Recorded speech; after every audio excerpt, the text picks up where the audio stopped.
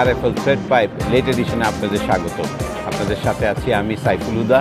Late এডিশনের আজকের বিষয় বাংলাদেশি কূটনীতি। আর এই জন্য আমাদের সঙ্গে স্টুডিওতে আছেন সাবেক তথ্যমন্ত্রী অধ্যাপক ডক্টর আবু সাইদ, সাবেক সচিব ও বিএনপি চেয়ারপারসনের উপদেষ্টা ইনাম আহমেদ চৌধুরী এবং সাংবাদিক ও রাজনৈতিক বিশ্লেষক আবু সাইদ খান। আপনাদের তিনজনকে আমাদের স্টুডিওতে স্বাগত।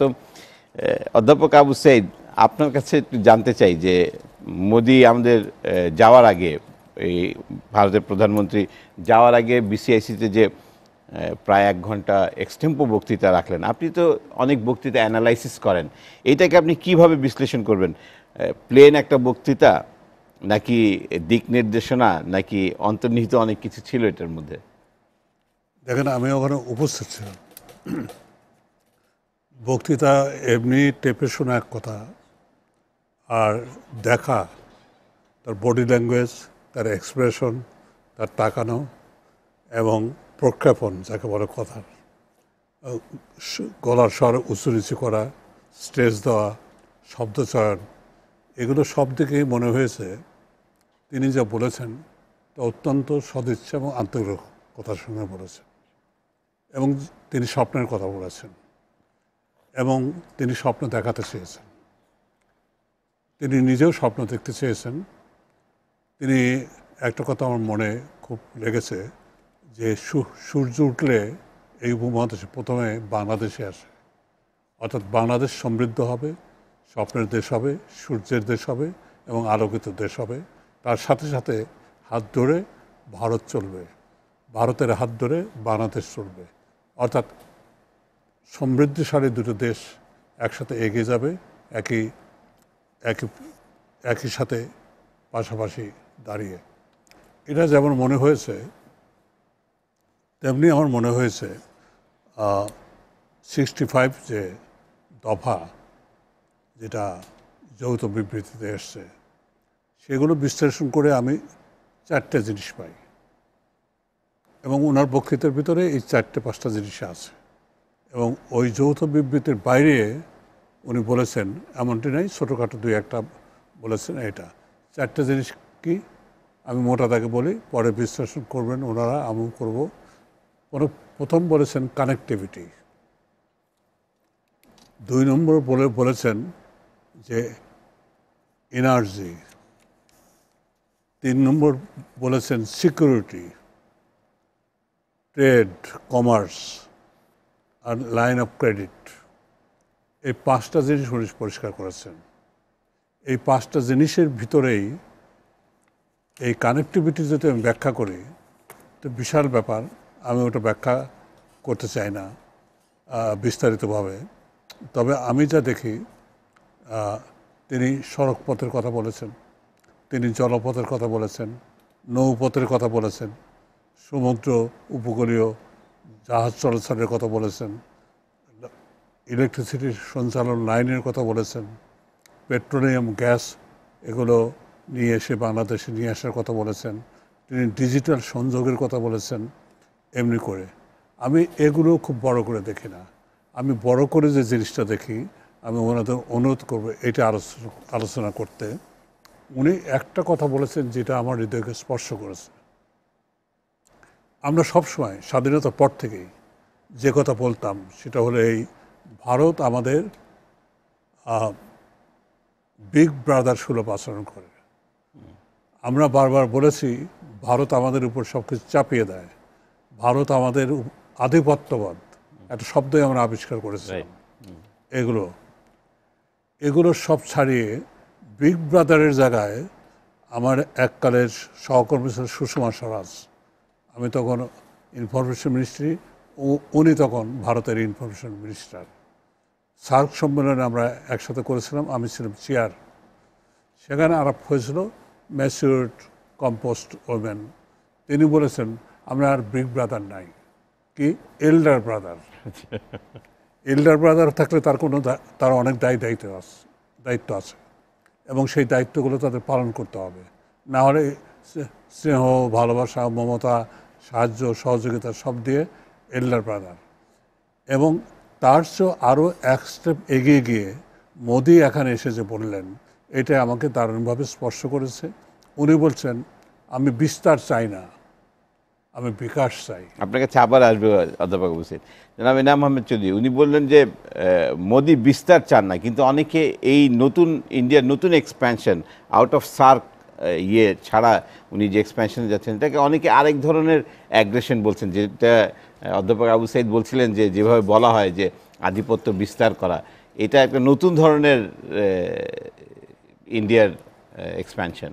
আপনি কি বলবেন? দেখুন, একটা জিনিস হবে কি, সেটা প্রত্যেক দেশই নিজের স্বার্থ রক্ষা করার জন্যে, স্বার্থ বৃদ্ধির জন্যে, স্বার্থ আদায়ের জন্যে, স্বার্থ নিজের মঙ্গলের জন্য চেষ্টা করে যাবে, এবং তাদের ফরেন পলিসি বলেন বা রাজনীতি বলেন, তাদের মুখ্য উদ্দেশ্য থাকবে। এমনকি এটা বলা হয়ে থাকে, no country whats its name sticks so much to principles when our vital interests are concern.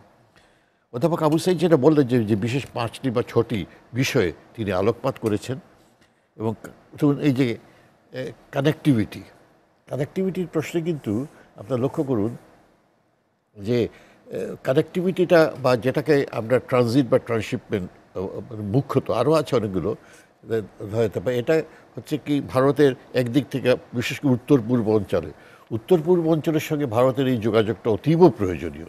সিকিউরিটির কারণে, ব্যবসা বাণিজ্যের কারণে, সাইকোলজিক্যাল কারণে তারা ভারত থেকে অনেক সে বিচ্ছিন্নত বাদের আমলে ছিল। তো সেদিক থেকে এই যে কানেক্টিভিটির গুরুত্ব দিয়েছেন, আমাদের গুরুত্ব দিয়ে সিকিউরিটির গুরুত্ব দিয়েছেন, এগুলো নিশ্চয়ই তাদের কাছে অত্যন্ত প্রধান প্রাপ্য। এই যে আমরা কানেক্টিভিটিতে আমাদের হচ্ছে কি, যে আমাদের স্বার্থটা কি, আমাদের দুটো স্বার্থ, যে আমাদের সঙ্গে যে ব্যবসা বাণিজ্যের প্রসার যাতে হতে পারে কানেক্টিভিটিতে, নেপাল এবং ভুটান তার সঙ্গে হতে পারে, ভারতের সঙ্গে হতে পারে, কিন্তু সেখানে আমাদের কনসার্নটা আরও বেশি হচ্ছে যে এখান থেকে আমরা ফায়দা, আমাদের ভূ রাজনৈতিক বা ভৌগোলিক কারণে যেটা রয়েছে, আমাদের কি ফায়দা আমরা পেতে পারি।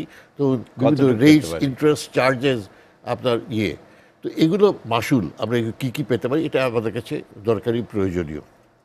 দ্বিতীয়ত হচ্ছে যে সিকিউরিটির প্রশ্ন আছে, সেটা একটা কমন প্রশ্ন ব্যাপারে, সন্ত্রাসের বেলায়, কিন্তু তাদের বেলায় সিকিউরিটির প্রশ্ন আছে বিশেষ করে উত্তর পূর্ব অঞ্চলে যে বিচ্ছিন্নতাবাদী এবং চরমপন্থীরা যেভাবে অ্যাক্টিভ হয়ে আছেন, তাদের সঙ্গে তাদের দমন করতে হলে বা নিয়ন্ত্রণে রাখতে হলে বাংলাদেশের সহযোগিতা একান্ত কাম্য। বাকি পয়েন্টসগুলো আমি পরে যাব। আপনার যে আসল কথাটি আপনি জিজ্ঞেস করলেন, যে ভারতের যে তাদের সম্প্রসারণবাদ বা আধিপত্যবাদ, এটাকে অন্যরকম নতুন রূপ দিচ্ছে কি না, আসলে এটা আমার কমেন্ট করা ডিফিকাল্ট, তাদের মনের ভেতরে কি রয়েছে। কিন্তু একটা জিনিস আমি বলতে পারি, যে আমাদের সার্কের ব্যাপারে তারা যথেষ্ট গুরুত্ব তিনি দিয়েছেন, কিন্তু কেননা তিনি সার্ক প্রধানমন্ত্রীদের বা হেডস অফ দ্য গভর্নমেন্টকে তার ওই যে ওট টেকিংয়ের সময় আমন্ত্রণ দিয়েছেন, সার্কের কথাটা তিনি এখানে উচ্চারণ করেছেন। তো সার্কের ব্যাপারে আমাদের ঐতিহাসিক দিক থেকে সার্ক আমাদের কাছে, তাছাড়া সার্কের স্পন্সর হিসেবেও বাংলাদেশের একটা বিশেষ ভূমিকা রয়ে গেছে। তো সেদিক থেকে আছে। তবে এটার প্রসঙ্গে তিনি বলেছিলেন যে পাঁচ নেই সাত সাথে সঙ্গে সঙ্গে থাকবে।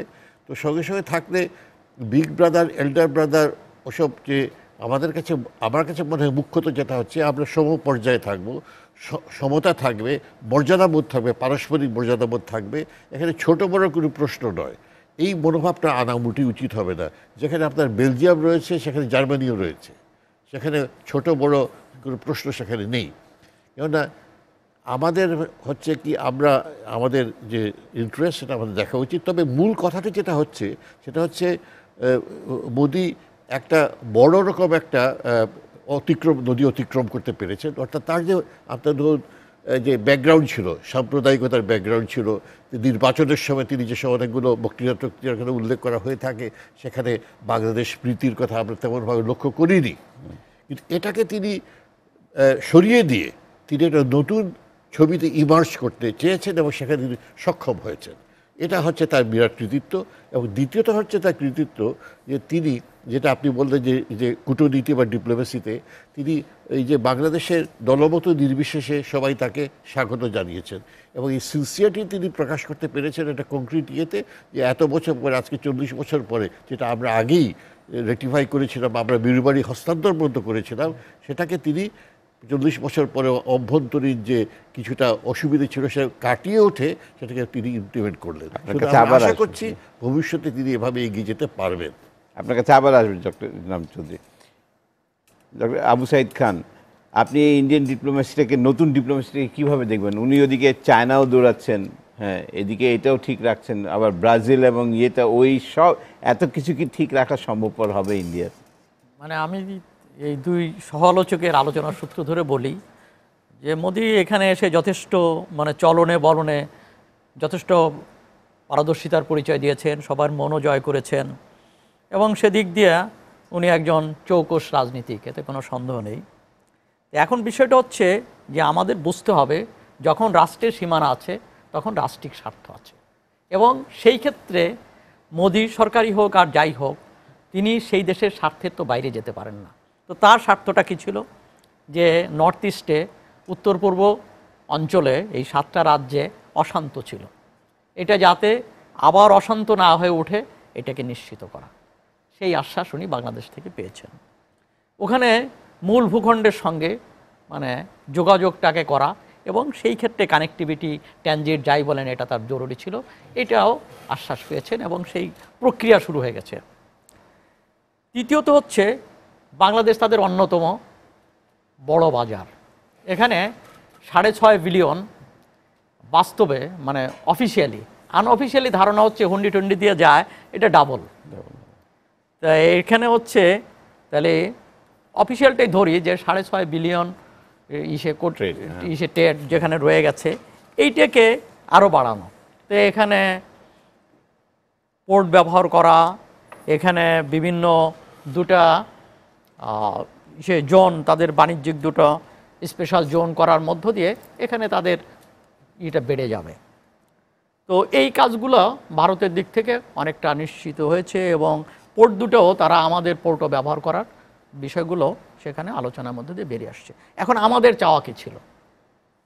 আমাদের 1 নম্বর চাওয়া ছিল পানি। আমাদের চাওয়া ছিল যে কানেক্টিভিটি মানে হচ্ছে আমাদের সংযোগ, মানে হচ্ছে নদীর সঙ্গে সংযোগ, এবং যেটা আমাদের জীবনের সঙ্গে সংযোগ।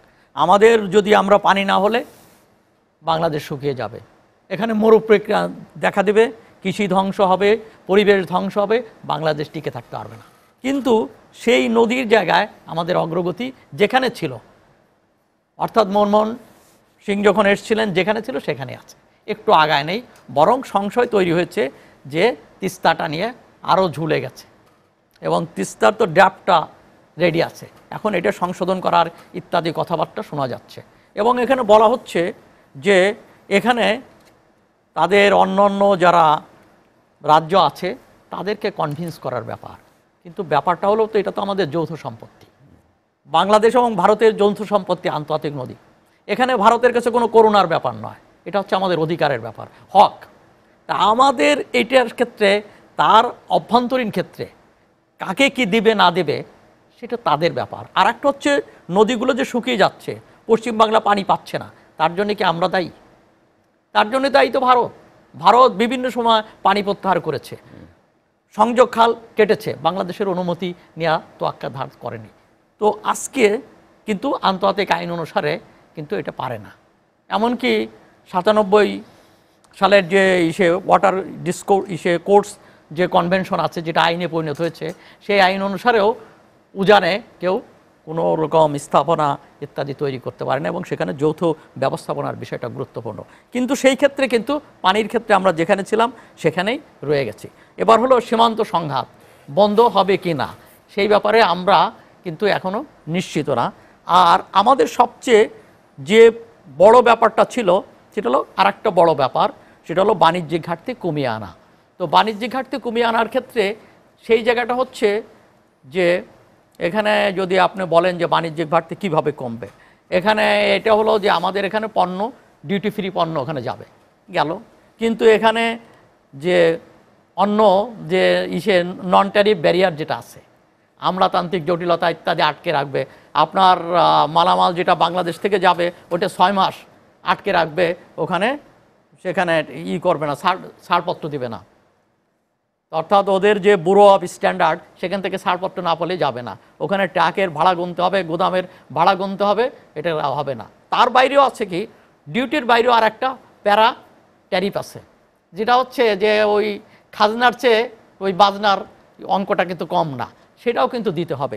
তাহলে বাণিজ্য ঘাটতি কমানোর ক্ষেত্রে কিন্তু কার্যকর ব্যাপারটা নেই। হ্যাঁ, এখানে দুটো জিনিসকে, যে এখানে স্পেশাল যে দুটো জোন ভেড়ামারা এবং মংলাতে তৈরি করা আছে, এটাকে আমি সাধুবাদ জানাই। কিন্তু সেখানে বুঝতে হবে যে বাংলাদেশের কারা চাকরি করবে, বাংলাদেশ চাকরি পাবে কিনা, এইসব ব্যাপারেও বাংলাদেশের দক্ষতার সঙ্গে ডিল করতে হবে। আমি আর একটা কথা বলে শেষ করি এই জায়গা, সেটা হচ্ছে যে হ্যাঁ, কানেক্টিভিটি হয়েছে, সেই কানেক্টিভিটির ক্ষেত্রেও দুটো বিষয়, যে আমরা নেপাল এবং ভুটানে যেতে পারবো, ভালো কথা, কিন্তু প্রশ্ন হচ্ছে এই কানেক্টিভিটির মধ্য দিয়ে ভারতের তো 1000 মাইলের দূরত্ব কমে যাবে পণ্য পরিবহনের ক্ষেত্রে। সেই ক্ষেত্রে আমরা কি পাবো, সেই ক্ষেত্রে আমরা মাসুল পাবো কিনা এবং ন্যায্য মাসুল পাবো কিনা। এখানে হচ্ছে এই অবকাঠামো করার জন্য আরও 2 বিলিয়ন টাকা আমাদেরকে দিচ্ছেন, ঠিক আছে। এই 2 বিলিয়নটার ক্ষেত্রেও একটা কথা আছে, যেটা হচ্ছে যে আমরা গত 1 বিলিয়ন যেটা ব্যবহার করেছি, 70% টাকা কিন্তু চলে গেছে। বালি, ইট, রড সব ভারত থেকে আনতে হয়েছে, যেটা বাংলাদেশে আছে। তো এই শর্তে এই 70-75% দিয়ে 2 বিলিয়ন ব্যবহার করার মধ্য দিয়ে বাংলাদেশ কতটুকু লাভবান হবে, এই অর্থনৈতিক প্রশ্ন একজন দেশের নাগরিক হিসাবে আমরা তুলতেই পারি। আপনার কাছে আবার আসবে, একটা ছোট্ট বিরতি নিয়ে আসি। RFL thread pipe late edition এ পর্যায়ে নিচ্ছে একটি বিরতি, আশা করি আমাদের সঙ্গেই থাকবেন।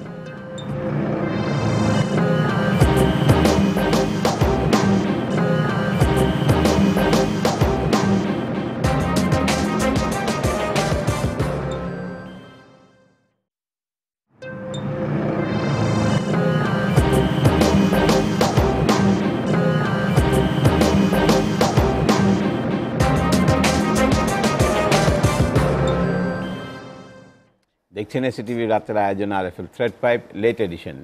আজকের বিষয় বাংলাদেশের কূটনীতি। সঙ্গে আছেন অধ্যাপক ডক্টর আবু সাঈদ, ইনাম আহমেদ চৌধুরী এবং আবু সাঈদ খান। অধ্যাপক আবু সাঈদ, নরেন্দ্র মোদী বাংলাদেশে এইবার আসার আগ পর্যন্ত বিএনপির একটা ছিল, যেটা অ্যান্টি ইন্ডিয়ান একটা পলিটিক্যাল পার্টি, কিন্তু এই ওনার আসার পরে দেখা গেল যে আর সেই ইয়েটা নেই, যে বিএনপি খুব বেশি anti Indian. Awami League politically কি গেইন করলো ইন্টারনাল পলিটিক্সে, আমাদের বাংলাদেশের পলিটিক্সে? যখন রাষ্ট্র এগ্রিমেন্ট হয়, তখন দলের ম্যানিফেস্টো কিংবা দলের ভিতরে যাই থাকে না কেন, সেটা মুখ্য হয়ে দাঁড়ায় না, দেশ বড় হয়ে দাঁড়ায়, দেশের মানুষ বড় হয়ে দাঁড়ায়। আমি এই জায়গাটায় একটা চিন্তার ভিতরে আছি, সেটা হলো এই যে চট্টগ্রাম বন্দর কিংবা মংলা বন্দর যে আমরা দিয়ে দিচ্ছি কিংবা ব্যবহার করার জন্য দিচ্ছি, সেখানে আমাদের কতখানি লাভ হবে, ভারতের কতখানি লাভ হবে, এর উপরে ছোট্ট আমি একটা 2 মিনিট কথা বলতে চাই। ক্যালকাটা থেকে আগরতলা পর্যন্ত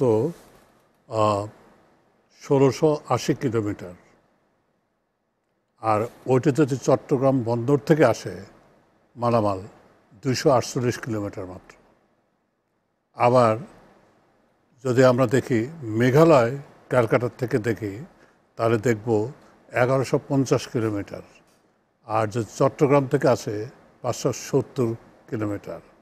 আবার আমি যদি দেখি যে নাগাল্যান্ড 1450 কিলোমিটার ক্যালকাটার থেকে, আর যদি চট্টগ্রাম থেকে আসি 880 কিলোমিটার। আমি বুঝি না যে এটাকে আমি করিডোর বলবো, ট্রানজিট বলবো, ট্রান্সশিপমেন্ট বলবো, না এটা কানেক্টিভিটি বলবো। এইটার একটা বিষয় আছে। কানেক্টিভিটি বলতে বোঝায় গতকাল মন্ত্রিসভায় যেটা পাশ হয়েছে, যেটা অত্যন্ত দক্ষতার সঙ্গে প্রধানমন্ত্রী শেখ হাসিনা অতি তাড়াতাড়ি করে এই কাজটা করেছেন। যে কাজটা আমরা করেছিলাম 1974 সনের 16ই মে পাশ হওয়ার পরই পার্লামেন্টে, তখন পার্লামেন্ট মেম্বার আমরা এসে কনস্টিটিউশনে এটা ইনক্লুড করেছিলাম।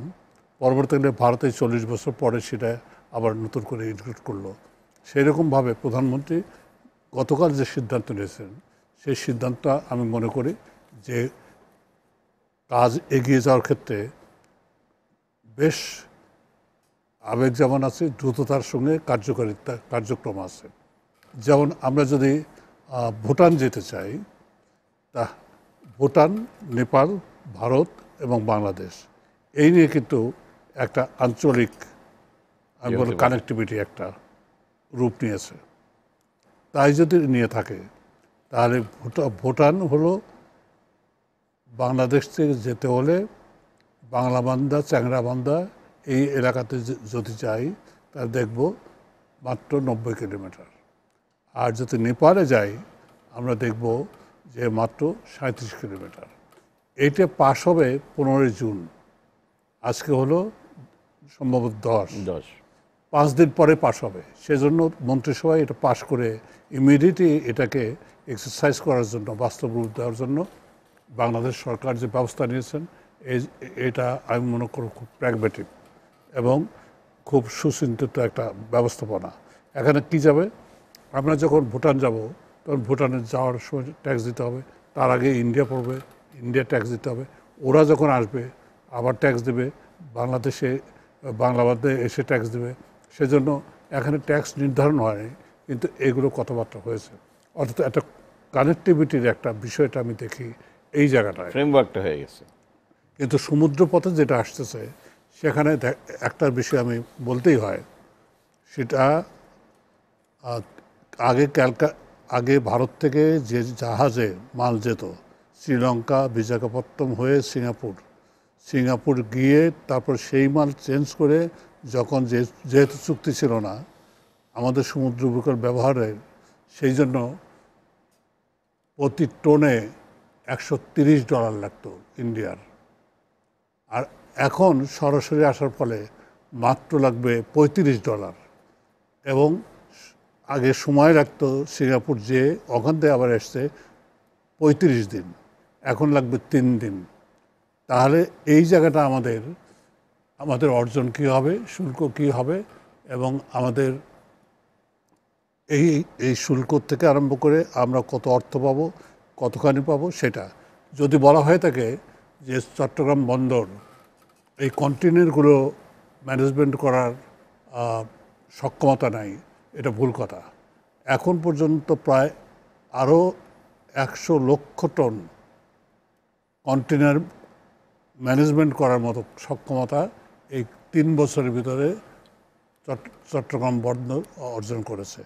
এছাড়া মংলা বন্দর, যেটা হচ্ছে নেপাল ভুটান যদি ব্যবসা করে, এবং সেই ব্যবসার থেকে নিশ্চয়ই আমরা আমাদের আয় করব শুল্ক থেকে, এবং বিভিন্ন রকম ট্যাক্সের থেকে আমরা আয় করব, সমুদ্র থেকে যেগুলো আসবে চট্টগ্রাম বন্দরে তা আয় করব। কিন্তু কথা হলো এই যে আমরা কত আয় করব, 1 নম্বর। 2 নম্বর বাণিজ্য ঘাটতির কথা বলছেন সাইদ ভাই। আমি এখানে শুধু একটা কথা বলি, আমি এটা মোদির একটা উদাহরণ দিয়ে বলি। আমি উপস্থিত ছিলাম, মোদি বলেছে ইন দিস ইন্ডিপেন্ডেন্ট ওয়ার্ল্ড, এই বিশ্বায়নের যুগে, as country became however powerful cannot achieve its goal on its own. নিজে নিজে এই বিশ্বায়নের যুগে কোনো দেশই সমস্ত দেশের সাথে সম্পৃক্ত ছাড়া নিজের উন্নয়ন করতে পারবে না। এই যদি আউটলুক হয় তাহলে আমরা বুঝবো যে যে সমস্তগুলো কানেক্টিভিটির বিষয়গুলো আছে, স্থলপথ, জলপথ, নৌপথ, তারপর গ্যাস, এগুলো দেওয়ার ব্যাপারে। আর বাণিজ্য ঘাটতির ব্যাপারে যেটা বলছি, $5 বিলিয়ন আমার ঘাটতি আছে।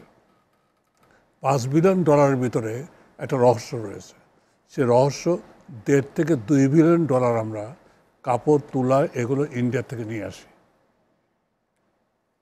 এসে আমরা এখানে গার্মেন্টস করি, এবং সেগুলো রপ্তানি করে আমরা আবার $24 বিলিয়ন থেকে $30 বিলিয়ন আমরা টার্গেট করছি, $50 বিলিয়ন আমরা ইনকাম করব। তাহলে ওইটা যে নিয়ে আসছি সেই ক্ষেত্রে সেটা পোষানোর জন্য মোদি বলেছে যে আমি কি করতে চাই, ইকোনমিক জোন বাংলাদেশে 2টো হবে। সেই ইকোনমিক জোনে অনেকগুলো কোম্পানি তারা উন্মুখ হয়ে আছে এখানে ইনভেস্ট করে তারা এখানে যে মাল উৎপাদন করবে সেই মালটা বাংলাদেশকে ড্যাম্পিং করবে না, এটা পরিষ্কারভাবে আছে। বাংলাদেশে সেটা ব্যবহার হবে না, সেটা ভারতে চলে যাবে এবং ভারত নেবে সেটা কিনে। তাহলে ট্রেড ব্যালেন্স যেটা আছে সেটাও কিন্তু কমে আসবে।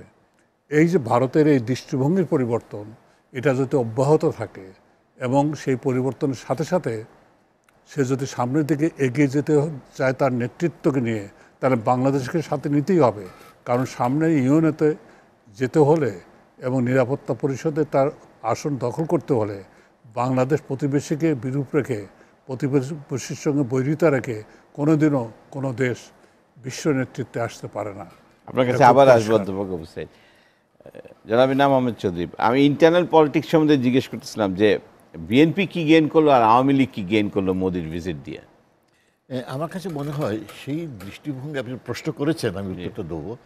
তবে কথাটা হচ্ছে যে আমরা বাংলাদেশের স্বার্থ দিয়েই বিবেচনা করা উচিত হবে আর কি। আমরা বাংলাদেশের স্বার্থ এবং আমাদের কতগুলো স্বার্থের ব্যাপারে রয়েছে। আমি জাস্ট চুম্বকভাবে বলতে যাচ্ছি, ধরুন যেটা একটু আগে সাইদ খান সাহেব বললেন যে আমাদের অভিন্ন নদী ব্যাপারে কোনো লাভজনক কিছু অগ্রগতি হচ্ছে মোটেই নয়। কিন্তু আমাদের উচিত ছিল জেআরসি সম্পর্কে বলা, যে জেআরসি সচল করতে হবে, নিয়মিত বৈঠক করে ফলপ্রসূ করে তুলতে হবে। এটা কিন্তু এটা ইনস্টিটিউশন, এটা চালু করা হয়েছিল, কিন্তু এটা কিন্তু মোটেই কিছু করছেন না এখন। দ্বিতীয়ত এই সিদ্ধান্তগুলো অন্য তাদের প্রভিন্সিয়াল জয়েন্ট রিভার কমিশনের বাকি অ্যাক্টিভিটিস কিন্তু সচল আছে, যেমন নদী পানি কতটুকু প্রবাহ আছে না আছে সেটা শুরু, তাও বেশি দিই যে আপনার এগুলো যে এস্টিমেট দেওয়া বা খবর, তাও কিন্তু আপনি পাচ্ছেন তথ্য, খবরটুকু তো পাওয়া যায়। আমি কিন্তু চেষ্টা করেছি, কিন্তু তথ্য উপাত্ত কিন্তু আমি সংগ্রহ করতে পারিনি। তারা বলে যে তারা আমাদের রেগুলারলি পান না। দ্বিতীয়ত আপনার ওই যে বাণিজ্য খাতে কিন্তু নন ফর্মাল অনেকগুলো আছে, যেটা আচার সে লিপিবদ্ধ নয়। আমরা যেটা আমদানি করি, কাপড় তুলো ইত্যাদি, হ্যাঁ আমদানি করি বটে, কিন্তু আমাদের প্রয়োজনে আমদানি করি। যারা আমাদের সব আমদানি রপ্তানি তো প্রয়োজন ভিত্তিকই, সেটা আমরা আমদানি করতেই হবে, কারণ আমরা আমদানি করছি, তাদেরও তো রপ্তানি করছে। কিন্তু আসল কথাটি হচ্ছে যে সেটা আছে আমাদের যতগুলো নন টেরিফ ব্যারিয়ার্স যেগুলো আছে সেগুলো কমিয়ে নিয়ে আসা কিন্তু সরকারের ইচ্ছের উপর অনেকটা নির্ভরশীল। কিন্তু আমি একটা সোজা কথা বলি, কাউন্টারভেইলিং ডিউটি, মানে 12.40 বোধহয় আমাদের কাউন্টারভেইলিং ডিউটি ইম্পোজ করা হয় আমাদের বিভিন্ন প্রোডাক্টসে। এই যে আপনার আজকে দেখেন বাংলাদেশের 50টি কমন রপ্তানি দ্রব্যের মধ্যে 49 কিন্তু এন্ট্রি পাচ্ছে না, যেতে পারছে না। কারণ এইসব ডিউটির কাউন্টারভেইলিং ডিউটি স্ট্যান্ডার্ড ইনস্টিটিউটের, ঠিক আছে, আমাদের স্ট্যান্ডার্ড ইনস্টিটিউটে কিসে ঘাটতি আছে, এখানে স্ট্যান্ডার্ড ইনস্টিটিউটের সার্টিফিকেট গ্রহণ করা হয়। তারপর ওই যে বাংলাদেশ কমার্স মিনিস্ট্রির কথা ছিল যে মেড ইন বাংলাদেশ, এগুলো লেভেল টেবিলের ব্যাপারে। তো অনেকগুলো আছে আপনার নন টেরিফ ব্যারিয়ার্স, সেগুলো উঠানো যেতে পারে যদি আমরা আন্তরিকভাবে চাই যে বাংলাদেশের রপ্তানিগুলো আরও বাড়তে পারে। এটা যদি পুরোপুরি যে হবে তা নয়, তারা 5.5 মিলিয়ন করছে, আমরা মাত্র 500 মিলিয়ন, আমরা 500 মিলিয়ন, তো ওটা হবে না। কিন্তু তবুও আমাদের এটা আরও সংকুচিত করা উচিত হবে। কিন্তু আরেকটা জিনিস হচ্ছে এই যে আপনার আমাদের খেয়াল রাখতে হবে। আমার বক্তব্য হচ্ছে, আমি এটা বিরুদ্ধচারীর মনে করছি, আমি স্বাগত জানাচ্ছি, কিন্তু বাংলাদেশের স্বার্থগুলো আমরা রক্ষা করতে হবে। ধরুন এই যে 200 কোটি ডলারের যে লোনটা দেওয়া আছে, লোন কিন্তু আমাদের ফেরত দিতে হবে, মনে আছে। কিন্তু এই লোনের ইউটিলাইজেশন তার সম্পূর্ণ বেশিরভাগ অংশ ধার নিচ্ছে, কিন্তু ধারের ব্যবহারটা কিন্তু তারা নির্দেশনা দিচ্ছে। Sort of suppliers credit. Suppliers credit আরও বেশি প্রতিকূল। সাপ্লায়ার্স ক্রেডিট আপনি পাচ্ছেন, সাপ্লায়ার্স ক্রেডিট আপনি দিলেন, কিন্তু আপনার ব্যবহারটা আপনার এখানে আপনার ব্যবহারও আপনার নয়। যে প্রজেক্টগুলোতে নেওয়া হবে সেই প্রজেক্টের ফাইনাল অ্যাপ্রুভাল ইন্ডিয়ান গভর্নমেন্ট দেবেন। এবং প্রজেক্ট আপনার কী কী আমাদের হোমওয়ার্ক যে খুব বেশি করা, অন্তত আমার জানা নেই কী করা হয়েছে, যদি করা হয়ে থাকে আমি জানি না, কিন্তু আমি দেখিনি যে এই যে আপনার কী কী প্রজেক্টে হবে। 75% সব মেটেরিয়ালস আনতে হবে ওখানে, কিন্তু মেটেরিয়ালসগুলো খুব টেকনিক্যাল কিছু নয়, অত হাই লেভেলের কিছু নয়, যেসব মেটেরিয়াল বাংলাদেশে পাওয়া যায় ওরকম আছে। দ্বিতীয়ত টাইমস অফ ইন্ডিয়াতে দেখলাম তারা বলছে যে আপনার যে ভারতে যে এমপ্লয়মেন্ট ক্রিয়েটেড হবে এই প্রজেক্ট তারা কিন্তু করেছেন, 50,000 এখানে ওখানে ইত্যাদিগুলো তারা হোমওয়ার্ক করেছেন কোথায় কী হবে। তৃতীয়ত আমরা জানি যে Bangladesh is the 5th highest source of remittance for India. Remittance কিন্তু আমরা অনেক বেশি এখান থেকে যাচ্ছে। বাংলাদেশ ওইটা বাংলাদেশের জন্য যেরকম আবুধাবি দুবাই, বাংলাদেশ ইন্ডিয়ার জন্য প্রায় সেরকমই হয়ে যাচ্ছে, মানে রেমিটেন্স পাঠানো হচ্ছে বাণিজ্য ছাড়াই। বাণিজ্যের কথা বলছে, রেমিটেন্সের ব্যাপার আছে, এগুলো আছে, হতে পারে দুটো দেশের মধ্যে সম্পর্কে ওঠানামা আছে। কিন্তু আমার কথা হচ্ছে যে আমাদের প্রত্যেকটি ব্যাপারে আমাদের ধরুন এই যে কথা হলো পোর্টের ব্যবহার, তারা যে সুবিধা পাচ্ছেন সেই সুবিধা অনুযায়ী আমাদের মাসুলের কথা কিন্তু আমরা উচ্চারণ করছি না, বলছিও না, আমরা ঠিক জানি না কী হচ্ছে। কিন্তু চার্জেস এবং আদার থিংস যেগুলো আছে, ধরুন যে আমরা ভুটান এবং নেপালে আমরা যে কানেক্টিভিটি পাচ্ছি ভালো কথা, কিন্তু আসলে কী হবে এখানে আমাদের এটা কিন্তু উল্লেখ আছে, এখানে চার্জ দিতে হবে, ভাড়া দিতে হবে, ভিসা টিসা লাগবে, এগুলো সব লাগবে। আপনি চিন্তা করে দেখেন, এমনি তো নর্মাল ভিসা পাওয়া দুষ্কর, যে ট্যুরিস্টরা হয়তো কিছু যাবেন টাবেন ভিসা টিসা পেলে, তো এই হচ্ছে ভালো, এটা ভালো জিনিস, সেগুলো থাকা উচিত।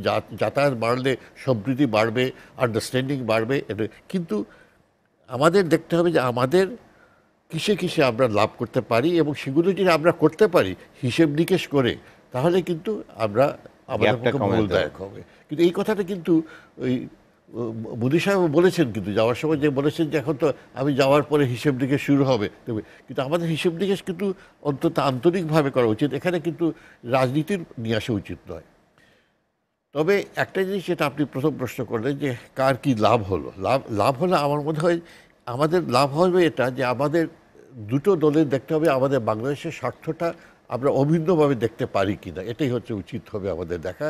এবং যদি আমরা দেখতে পারি অভিন্নভাবে বলেছি এবং কিছু ফায়দা দুটার না করি, তাহলে আমার কাছে মনে হয় এটা আমাদের রাজনৈতিক দলগুলোর জন্য একটা শিক্ষণীয় ব্যাপার হবে। আবু সাইদ খান, আপনার এই ব্যাপারে আপনার থেকে জানবো, কিন্তু একটা ছোট্ট বিরতি নিয়ে আসি, তারপরে আপনাকে দেবো এটা। RFL third pipe plate edition এই পর্যায়ে নিচ্ছে আরেকটি ছোট্ট বিরতি, আশা করি আমাদের সঙ্গেই থাকবেন।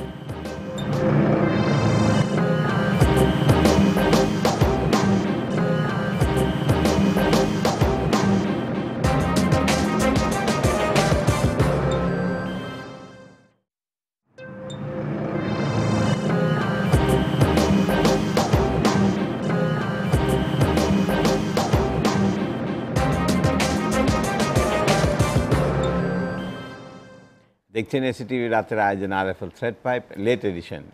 আজকের বিষয় বাংলাদেশের কূটনীতি। সঙ্গে আছেন অধ্যাপক ডক্টর আবু সাইদ, ইনাম আহমেদ চৌধুরী এবং আবু সাইদ খান।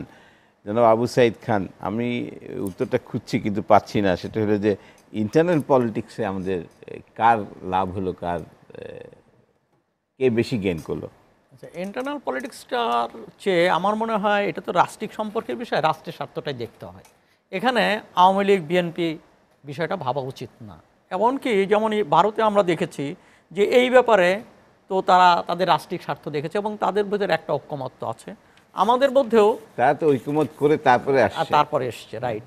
আর আমাদের ভিতরেও এই প্রথমবার আমরা দেখেছি যে সবাই চুক্তিকে মানে এটাকে স্বাগত জানিয়েছে, বিএনপিও জানিয়েছে। এখন প্রশ্ন হচ্ছে, একসময় তো সরকার যেটা করত, বিশেষ করে এক ধরনের ভারত বিরোধী কার্ড খেলা হতো, সেটা রয়েছে। এবার এখন হচ্ছে যে এইটা নাই, এখন হচ্ছে যে ঠিক আছে, তাহলে এখন প্রশ্ন হচ্ছে যে এই চুক্তিকেও খুব এটা কি বিশ্লেষণধর্মী সমালোচনা কিন্তু বিরোধী দলের পক্ষ থেকেও করছে না এবং কেউ খতিয়ে দেখছে না। বিশেষ করে দুই বিরোধী দল তারা চুক্তিকে স্বাগত জানিয়েছে এবং এটার মধ্য দিয়ে বাংলাদেশ কতটুকু লাভবান হবে এমনকি দাবিটাও তুলে ধরে নাই পুরোপুরি যে এই আমরা চাই। বিরোধী দলের পক্ষ থেকে কিন্তু দাবি তুলে ধরতে পারতো যে আমরা এই চাইছি, বিএনপির পক্ষ থেকে কিন্তু সেটা কিন্তু দেশের সামগ্রিক স্বার্থে এটা করতে পারত। এমনকি নাগরিক সমাজের পক্ষ থেকে এটা সম্ভব ছিল এবং সরকার এ ব্যাপারে নাগরিক সমাজের সঙ্গে বিভিন্ন রাজনৈতিক দলের সঙ্গে কথাবার্তা বলতে পারত, হোমওয়ার্ক করতে পারতো যে জাতি এ ব্যাপারে জাতির চাওয়াটা কী, সেই কাজগুলো কিন্তু আমরা করিনি। এমনকি আমরা মিডিয়ার পক্ষ থেকেও আমরা ক্যাটাগরিক্যালি আমরা কিন্তু এগুলোকে প্লেস করতে পারতাম, সেইভাবে মিডিয়াও কিন্তু সেই কাজটা করে নাই। মিডিয়া যেসব ঘটনা ঘটছে সেটা তুলে ধরার ক্ষেত্রেই বেশি ব্যস্ততা দেখিয়েছে, সেটাকে আমি খারাপভাবে দেখছি না, কিন্তু এটাও আমরা পারতাম। যেমন ছোট ব্যাপার আমি বুঝি না, যেমন ধরেন আমরা ভারতীয় চ্যানেলগুলো দেখছি, ভারতের চ্যানেলের তাদের পণ্যের গুণমান বিজ্ঞাপন আমরা দেখছি, গুণাগুণের বিজ্ঞাপন আমরা দেখছি, হিন্দি সিরিয়াল দেখছি, সবই দেখছি, কিন্তু ওখানে কলকাতা সহ পশ্চিমবঙ্গে বাংলাদেশের চ্যানেলগুলো দেখার যথেষ্ট আগ্রহ রয়েছে, কেন খোলা হচ্ছে না? এটার জন্য তো কোনো টাকা পয়সার দরকার ছিল না, একটা ডিক্লারেশনের ব্যাপার ছিল। ঠিক আছে, আমাদের পণ্য, ওদের পণ্য, কি পণ্য এখান থেকে আসছে আমরা বিজ্ঞাপন দেখে, আমরা বিজ্ঞাপন দেখে সেটা কিনছি। আর আমাদের পণ্য ওখানে গেলে তো কেউ জানবে না যে আমাদের পণ্যের কি গুণাগুণ, না প্রাণ এখন তো এখানে ইন্ডিয়ান সেটা তো একটা প্রাণ ঢুকতে পেরেছে। কিন্তু বাকি যে পণ্য, আমরা তো প্রাণকে দিয়েই শেষ কথা না, আমাদের তো ওখানে যদি বাংলাদেশের বাজার পেতে হয় তাহলে সেখানে তো চ্যানেলগুলো খুলে দেওয়া দরকার ছিল। কানেক্টিভিটি মানে হচ্ছে তো ওয়ান ইয়ার কানেক্টিভিটিও পার্ট অফ কানেক্টিভিটি। তো আমরা কি সেই জায়গাগুলোকে দেখছি এবং সেই বিষয়গুলোকে আমাদের বিবেচনায় আনার দরকার ছিল। এবং এখানে একটা জিনিস বোঝা দরকার যে বন্ধুত্ব, ভারতের সাথে বন্ধুত্বের কোনো বিকল্প নেই।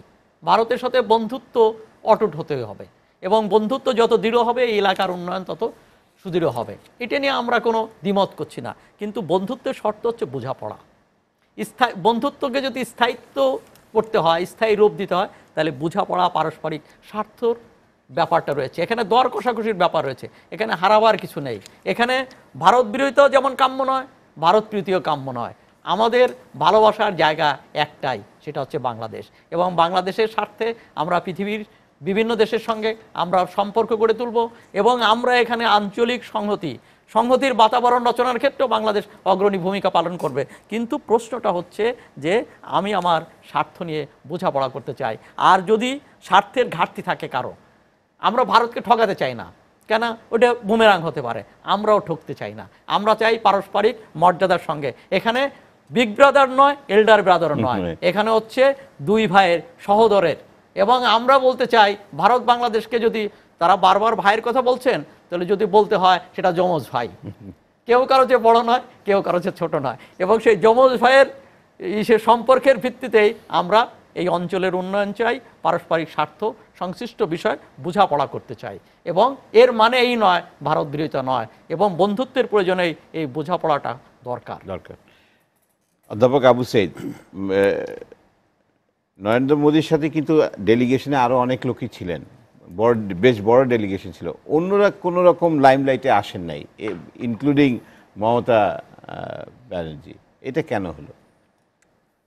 দেখেন, একটা কাজ যদি গোছানো থাকে তাহলে বহু লোক লাগে না, আর একটা কাজ যদি এলোমেলো থাকে তাহলে বহু লোক লাগে। আমার মনে হয়েছে যে ওখান থেকে বহু আগে থেকে হোমওয়ার্ক করে ওখানকার দক্ষ আমরা যারা, তারা এই জিনিসগুলো সুস্পষ্টভাবে, সুনির্দিষ্টভাবে এবং সুচারুভাবে এখানে নিয়ে এসে প্রেস করেছেন। আমাদের এখানে পররাষ্ট্রমন্ত্রী সকালে এক কথা বলেছেন, বিকেলে ঘটনা ঘটেছে এরকম। ওখানে কিন্তু তা ঘটে নাই। এই প্রসঙ্গে আমি একটা কথা বলতে চাই যে মোদি যে কথা বলেছেন, তাদের যেটা সবচেয়ে মাথায় উদ্বিগ্নতা, যেটা বেগম খালেদা জিয়া দেখা করতে গিয়েছিলেন, সেখানে উনি যে কথা বলেছেন, বিশেষ করে জয়শঙ্কর, ডেমোক্রেসি আমরা চাই, তার সাথে আমরা ফান্ডামেন্টালিজম চাই না। ফান্ডামেন্টালিজমকে আবার গার্ড করেছেন ওনারা এক্সট্রিমিজম, টেররিজম অ্যান্ড ফান্ডামেন্টালিজম, এটা দিয়ে ওনারা গার্ড করেছেন। তাহলে আমি গণতন্ত্র চাই। গণতন্ত্র আমাদের নিজেরা চর্চা করতে যেখানে ব্যর্থ হয়েছি, ব্যর্থতার পরিচয় দিচ্ছি, সেই গণতন্ত্র আমরা চাই। গণতন্ত্র প্রতিষ্ঠা হোক, এটা ভারতের যদি আন্তরিক ইচ্ছা থাকে তাহলে আমাদের সম্মিলিত প্রয়াসে এখানে গণতন্ত্র প্রতিষ্ঠা হোক, এটা সবার কাম্য। তার সাথে সাথে ভারতের প্রবলেম হলো, আমি একটা কথা বলি, যেটা হলো ফেন্সিং, মানে কাঁটাতারে বেড়া, অ্যান্ড ফ্রেন্ডশিপ, বন্ধুত্ব ক্যানট গো টুগেদার। কিন্তু তারপরে কাঁটাতারে বেড়া কেন আছে এই জন্য যে উলফাকে আমরা একসময়, দীর্ঘ সময়, প্রায় 25 বছর 30 বছর ধরে তাদের লালন করেছি, তাদের অস্ত্র দিয়েছি, তাদের ট্রেনিং দিয়েছি, বাংলাদেশে তাদের ঘাঁটি করে দিয়েছি। এই সমস্ত কারণে একটা অবিশ্বাসের বিষয় রয়ে গেছে। পশ্চিমবঙ্গের সঙ্গে কাঁটাতারের বেড়া কেন? উলফা তো আর এই পথে যায় না। না, নকশালদের একটা ব্যাপার ছিল। এই সব মিলেই একটা অবস্থা রয়েছে। তবে আমি এই কাঁটাতারের বেড়াটা চাই না। মোদি যে কথাটা বলেছেন খুব সুন্দর কথা বলছে, এই কাঁটাতারের সীমান্ত নয় সমৃদ্ধি। উনি বলছেন সীমান্ত 1 একর 2 একর জমি নিয়ে এগুলো বড় কথা নয়, আমাদের ভিতরে আন্তরিকতা, আমাদের সহৃদয়তা এবং আমাদের সহযোগিতামূলক মনোভাব, এই নিয়ে আমাদের একসাথে এগিয়ে যেতে হবে। এই যদি মনোভাব ভারতের হয় বর্তমান শাসক গোষ্ঠীর, তাহলে কিন্তু আমরা যাব।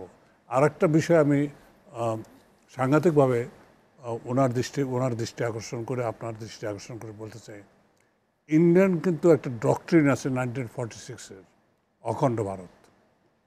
এই বিশ্বায়নের যুগে বিকাশমান ভিতর দিয়ে ওনারা বলছে বিস্তার না, সাম্রাজ্য জয় না, মাটি জয় না, মানুষকে জয় করে তার মেধাকে বিকাশ করে আমরা সমভাবে এগিয়ে যাব এবং তার ভিতর দিয়ে একটা ঐক্যসূত্রিতা তা গড়ে উঠবে। যে দক্ষিণ ভারত এবং দক্ষিণ ভারত বঙ্গবন্ধু 72 সনে যেটা চিন্তা করেছিলেন, শুধু দক্ষিণ অঞ্চল না, দক্ষিণ পূর্ব এশিয়ায় উনি অগ্রসর হয়েছিলেন। জাপানের সাথে উনি এগ্রিমেন্ট করেছিলেন, ভিয়েতনামের সঙ্গে করেছিলেন, কাম্বোডিয়ার সাথে করেছিলেন, থাইল্যান্ডের সাথে করেছিলেন, সিঙ্গাপুরের সাথে করেছিলেন। অর্থাৎ দক্ষিণ পূর্ব এশিয়ার দিকে উনি চোখ ফিরেছিলেন। আমাদের কানেক্টিভিটিটা ওইটাই হইতে হবে যে আমরা ওই মরক্কো থেকে শুরু করে আমরা সোজা গিয়ে ইন্দোনেশিয়া পর্যন্ত যেতে পারি, সেইভাবে আমরা কানেক্টিভিটি যদি করতে পারি, তাহলে বাংলাদেশ সব দিক দিয়ে লাভবান হবে এবং কল্যাণ হবে, মানুষের সমৃদ্ধ হবে এবং অর্থনৈতিক উন্নয়ন হবে, সাংস্কৃতিক উন্নয়ন হবে এবং আমাদের জীবনযাত্রা অনেকটা বেড়ে যাবে। তাহলেই এইগুলো যেগুলো এখানে আছে, যে চুক্তিগুলো আছে, যে এমইউগুলো আছে, যে দফাগুলো আছে, তার বাস্তবায়ন সুন্দর হবে, সুচারু হবে এবং কল্যাণকামী হবে। জনাব ইনাম আহমেদ চৌধুরী ছোট্ট করে একটু বলবেন। ছোট্ট করে বলতে চাচ্ছি, বার্লিন ওয়ালের কথা মেনশন করেছিলেন, এটা একটু জাস্ট টাচ করে। মোদি বলেছিলেন যে বার্লিন ওয়ালের সাথে তুলনা করেছেন। বার্লিন ওয়ালের সঙ্গে, হ্যাঁ, বার্লিন ওয়ালের সাথে তুলনা করেছেন। বার্লিন ওয়াল না হলে, বার্লিন ওয়াল যদি ধসে পড়তো তাহলে কাঁটাতারে বেড়াও ধসে পড়তো, কিন্তু সেখানে দেয়াল, এখানে কাঁটাতারে বেড়া। তবে বার্লিন ওয়াল হলে কী হবে, বার্লিন ওয়ালে যত লোক মারা গেছেন, আমার মনে হয় বাংলাদেশ ভারতের বর্ডারে তার চেয়ে বেশি লোক মারা যাচ্ছে। যে এবং এই লোকগুলো কিন্তু যারা মারা যায় খুব নিরপরাধ লোক। আসলে এখানে স্মাগলিংয়ের কোনো প্রশ্ন নেই। এখানে গরু বাছুর, আপনার হয়তো ছাগল একটা এটা এদিক ওদিক যা আসে, কেউ সাঁতার কাটতে মাছ ধরতে যাচ্ছে, এরকম ফেলাদির মতো মেয়েরা গিয়েছে। তো এগুলো তো কিছু নয়, কিন্তু এদের এখানে এইভাবে নরহত্যা করাটা কিন্তু মোটেই উচিত নয়। এটা কিন্তু ইজিলি বন্ধ করা যেতে পারে। এটা কিন্তু আমাদের আত্মমর্যাদা বোধ নিশ্চয়ই রয়েছে এবং আমরা চাইবো না কোনো বাংলাদেশের কোনো লোক এভাবে বেঘুরে মারা যায়। একসময় চুক্তি হয়েছে যে নন লেথাল ওয়েপন্স ইউজ করবে বর্ডার সিকিউরিটি ফোর্সেস, যে জানলে তো তাও তো পিটিয়ে মেরে ফেলে, তাহলে সেটা অন্য ব্যাপার। কিন্তু আসলে আজকে খবরের কাগজে দেখেছেন হয়তো বাংলাদেশে মারা গেছে, আজকের খবরের কাগজে। এটা আমার মধ্যে কতগুলো কংক্রিট সাজেশন। ধরুন এই যে সীমান্ত হত্যা, এটা একটা অ্যাডমিনিস্ট্রেটিভ অর্ডার, আপনি করতে পারবেন না। কাউন্টার উইলিং ডিউটি ও মুক্তবুদ্ধ যেগুলো উদ্যোগ, এই যে আকাশ, মুক্ত আকাশ করে আমাদের টিভি চ্যানেলসগুলো, আজকে এসে টিভির এই ফাংশনটা যে আমরা যদি চাই, আপনার দেখুক, ইন্ডিয়াতে দেখুক, মুক্ত এই জিনিসটা থেকে মুক্ত করে অসুবিধা তো কিছু নেই। আমরা তো এই সব ধরনের, আর তাছাড়া হচ্ছে কি আমাদের দিক থেকে অসুবিধা হচ্ছে কি, এমনি কমার্শিয়াল ছাড়াও আপনার আমাদের শিক্ষাগত সংস্কৃতিগত কিছু কিছু সমস্যা রয়ে গেছে। আমি ওদের ডিটেলস যেতে চাই না। আর ধরুন আমাদের যেগুলো ওই যে সুবিধা আমরা পেতে পারি, ওই যে কমার্শিয়াল এটা বলছি, এবং আপনার যে যাওয়া আসার ইয়েগুলো, সেগুলো আমাদের খুব ক্লিয়ার থাকা উচিত হবে। আমরা কী ধরনের শুল্ক বা ওই মাসুল আমরা চাইতে পারবো, আমাদের যেসব প্রজেক্টস আমাদের প্রয়োজনীয় সেখানে আমরা এইসব লোন ব্যবহার করতে পারবো, কিন্তু আমরা পরিষ্কারভাবে জানতে চাই। তাছাড়া তো ওই রামপালে যেটা কথা হচ্ছে, রামপালে আমাদের যে এইটা কতটুকু আমাদের এনভায়রনমেন্টের মধ্যে যুক্তিসঙ্গত, এটা কিন্তু আমাদের ভালো করে বিচার করা উচিত হবে। কারণ সুন্দরবন আমাদের বিরাট সুন্দর বনই নেই, সুতরাং এটাকে আমাদের একটু লক্ষ্য রাখা উচিত হবে যে যেখানে আমাদের স্বার্থ বিঘ্নিত হচ্ছে সেখানে আমাদের গিল্ড করা উচিত হবে না। কিন্তু একটা জিনিস ছিল, একটা বলতে চাই, যে বিরোধীদের পক্ষ থেকে বলা হয়েছিল যে আলোচনা হোক, যে যাওয়ার আগে একটু আলোচনা হোক, বিরোধী দল বা আপনার সিভিল কমিউনিটি, অমুক তমুক পরিবেশবিদ, এদের সঙ্গে আলাপ করা হোক। আলাপ করলে যদি আমরা একটা ইউনিফাইড এজেন্ডা যদি আমরা তৈরি করতে পারতাম, তাহলে আমাদের স্বার্থ সংরক্ষণে তার সুবিধাজনক হতো। জনাব ইনাম আহমেদ চৌধুরী, অধ্যাপক আবু সাইদ খান, আপনাদের তিনজনকে অনেক অনেক ধন্যবাদ। এক সেকেন্ড, মোদি তার বক্তৃতার শেষের দিকে একটা কথা বলেছেন, আবার আসিব ফিরে ধানসিঁড়ি নদীটির তীরে। কিন্তু ধানসিঁড়ি নদীটা থাকতে হবে তো। নদী তো থাকতে হবে। আমি 54 নদীর পানি চাই, আমি তিস্তার পানি চাই, আমি বাংলাদেশ শস্য শ্যামল বাংলাদেশ কিন্তু চাই। আমি একটা প্রস্তাব আমি করতে সমৃদ্ধ চাই, ওদের বাংলাদেশ চাই। পুঁজি আসছে, অভিনন্দন জানাই, ওয়েলকাম। আমাদের তো পুঁজি নেই, শ্রম আছে, তো শ্রমটা পাঠাতে পারি। আমাদের তো 5 লক্ষ লোককে ওয়ার্ক পারমিট দিতে পারে ভারত। আপনাদের এই তিনজনকে দাবি কি অনেক অনেক অযৌক্তিক? ধন্যবাদ। দর্শক জানিয়ে রাখি, লেট এডিশন পুনঃপ্রচার হয় সকাল 9টায়। আজ এই পর্যন্তই। বুধবার নতুন কোনো অতিথির সঙ্গে কথা বলবো। সে পর্যন্ত ভালো থাকুন, এসিটিভির সঙ্গে থাকুন। শুভরাত্রি।